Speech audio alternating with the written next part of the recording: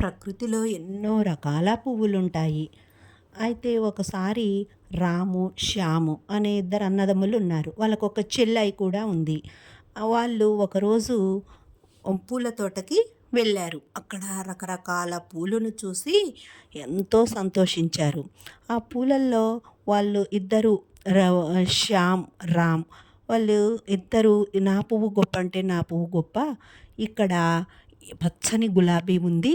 ఇది అన్నింటికంటే ఇదే చాలా గొప్పది అసలు అని చెప్పి అంటాడు. కానీ శ్యామ్ కాదు, మందార పువ్వు ఉంది. ఇది అసలు ఎంత రెడ్గా ఉందో, ఇది చాలా గొప్పది. ఇదే అన్ని పూల కంటే కూడా చాలా మంచి కలర్, ఎరుపు రంగులో ఉంటుంది అంటాడు.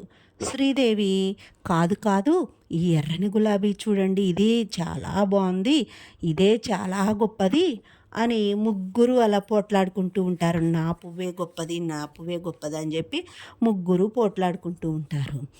ఈలోపు వాళ్ళ అమ్మకి చెప్తారు. వాళ్ళ అమ్మ అంటుంది, ఏ పువ్వు గొప్పది అనుకుంటున్నారు, అన్నీ గొప్పవే. చూడండి, పచ్చని గులాబీ, మందారం, ఎర్రని గులాబీ అన్నీ ఎంతో అందంగా ఉన్నాయి కదా.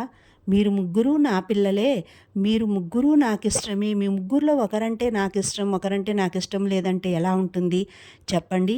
కాబట్టి ఏ పువ్వు గొప్పది కాదు, ఏ పువ్వు తక్కువది కాదు.